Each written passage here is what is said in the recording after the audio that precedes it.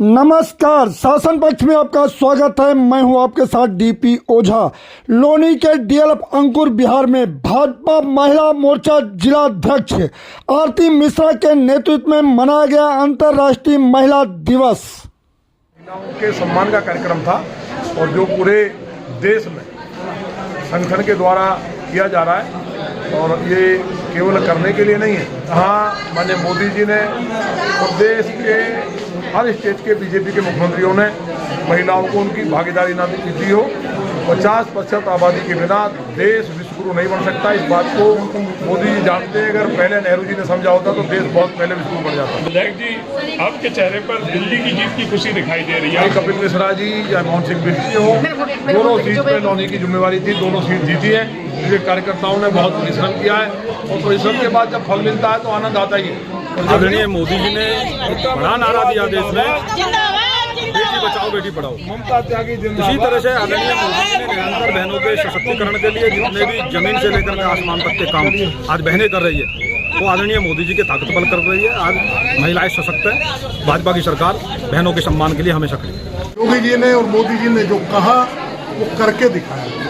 अभी आपको मालूम होगा कि दिल्ली में 2500 रुपये देने की बात आई थी तो विपक्ष के लोग बड़ी आवाज़ उठा रहे थे। कल माननीय मुख्यमंत्री जी ने अपनी कैबिनेट की बैठक बुला करके उसको भी पास कर देगा। दिल्ली में अभी के प्रधानमंत्री जी ने कहा सभी महिलाओं को, लेकिन अभी केवल कमेटी 8 तारीख को बनी है, न कि महिलाओं को पैसे मिले हैं। सब भी कमेटी बनी है, फॉर्म भरे जाएंगे, एक सिस्टम है, सिस्टम के आधार पर सभी को मिलेगा। कि अब से 10 साल पहले महिलाओं की क्या हालत थी। सबसे ज़रूरी है law and order. Law and order का अगर असर पड़ता है तो सबसे पहले घर की महिलाओं पर ही पड़ता है।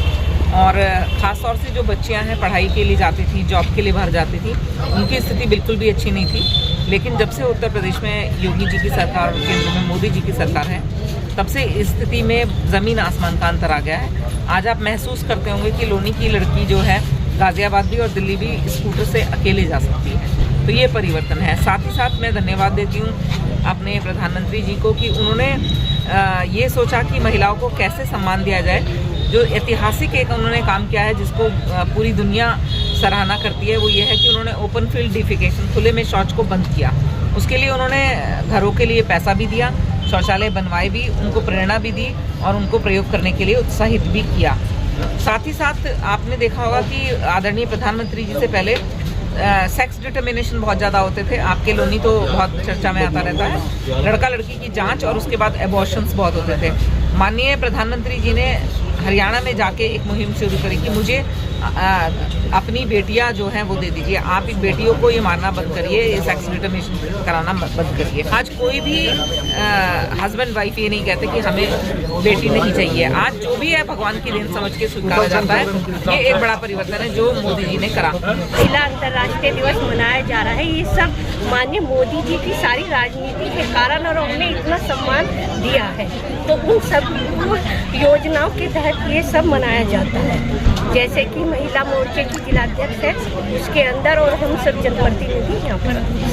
तो अभी तक योगी मोदी जी ने महिलाओं के लिए जो कुछ भी किया है बहुत सराहनीय है और हम सारे बहन ने मिलकर भी जितना भी मोदी जी का धन्यवाद करें बहुत कम है।